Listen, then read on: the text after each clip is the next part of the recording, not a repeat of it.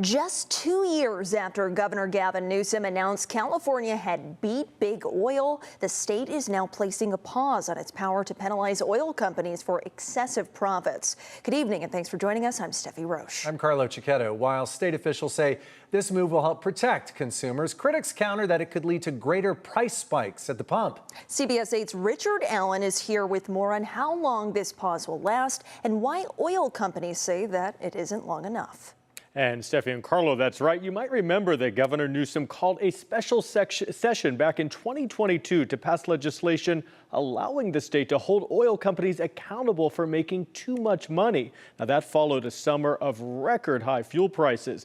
Now, as part of that legislation, the state was given the power to impose penalties on oil refiners if their profits climb too high. But that power to keep big oil in check is now getting a 5-year reprieve.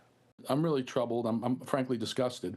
Consumer watchdog founder Jamie Court is not holding back in his criticism of the California Energy Commission's move to postpone plans until 2030 to require oil companies to pay a penalty if they make too much money. We're really concerned because without the hammer of the penalty on the table, then oil refiners can make as much money as they want for the next 5 years. This move comes as 2 refineries, which account for nearly a fifth of the state's refining capacity, announced their decision to close in the coming months.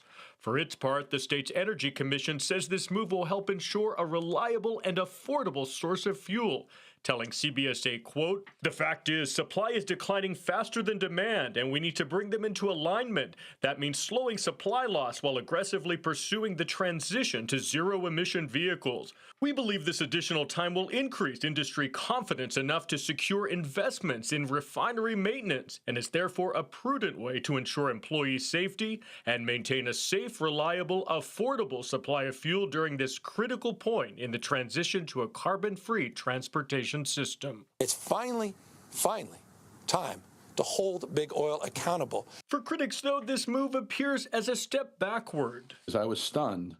I mean, this is like a 180-degree turn from the Gavin Newsom we saw in 2022 and 2023. Following the special session in 2022 and signing the penalty legislation into law in 2023, Governor Newsom declared victory over big oil. When you consider all the fees, all the unique environmental blends, there was still no justification coming from the oil companies. That mystery surcharge remains a mystery. Court says at the time that Newsom signed that legislation, he seemed like a consumer advocate. And now he's talking like a PR person for the oil refiners, which is shocking. By putting a pause button on, you're giving the oil refiners years of the ability to make as much money as they want.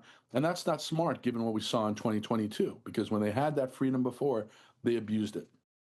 And as for the oil industry, they were pushing for the state to postpone these potential penalties for 20 years. Still, the Western States Petroleum Association, which represents big oil, says this 5-year pause will help provide some certainty for California's fuel markets. And Richard, has Governor Gavin Newsom, has he commented on this decision? He hasn't said anything explicitly. His office, though, came out with a statement basically thanking the Energy Commission for making this decision, basically calling it a prudent step in helping to stabilize our fuel supply. So this was passed 2 years ago. Has it actually been used in that time to assess any penalties on big oil? Yeah, that's a good question. It has not been used yet. In fact, the Energy Commission hasn't even determined yet what would qualify as excessive profits. But critics of this move say that basically just having this power, just sort of having that Damocles sword hanging over big oil's head, that was enough to keep big oil in check. By putting this pause until 2030, that is taking that power away from the state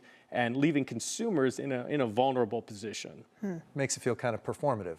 Right, yeah. Thanks, Richard. Thank you, Richard.